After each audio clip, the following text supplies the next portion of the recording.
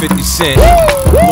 Geneviève Charon, une personne connue du milieu de la musique, mais pas seulement, une personne connue dans le développement artistique, d'abord en Afrique, en Europe, une personne connue dans le développement aussi des projets médias.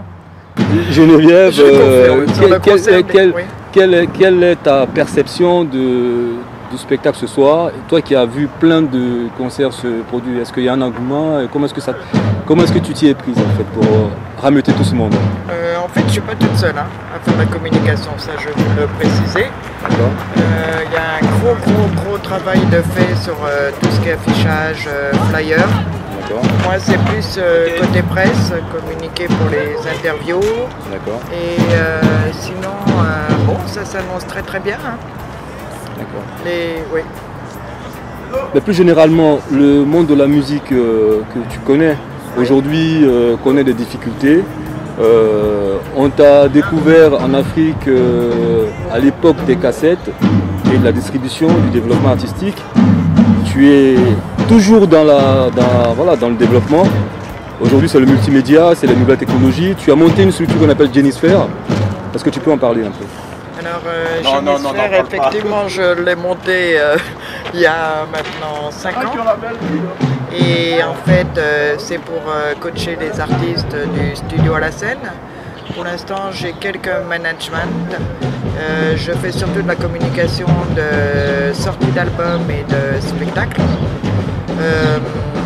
Bon, maintenant, je vais élargir, c'est-à-dire ramener les artistes d'ici, en Afrique, et faire leur communication. Ça, c'est tout nouveau. Ça vient de... Et voilà quoi.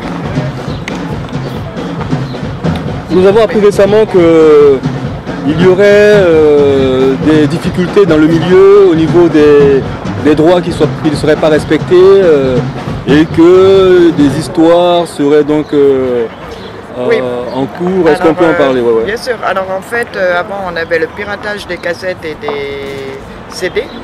Maintenant on a le piratage des ventes en ligne.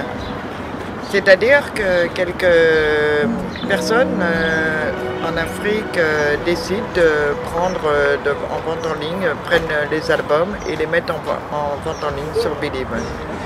Et donc dernièrement, étant manager de Bilibili, j'ai vu que son premier album était sur Believe, alors que Jean-Marc Guirando, Coast to Coast, le producteur, n'a jamais donné la signature de la licence.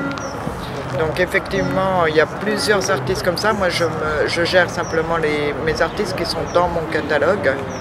Mais effectivement, bon, comme j'ai un contrat avec Believe en tant que label, on va surveiller ça de très près avec le service juridique. Parce que je pense que c'est la dernière... comme le CD ne fonctionne plus, la cassette ne fonctionne plus et tout ça, que les piratages ont été trop mis en place, on va essayer de gérer dès le début ce problème.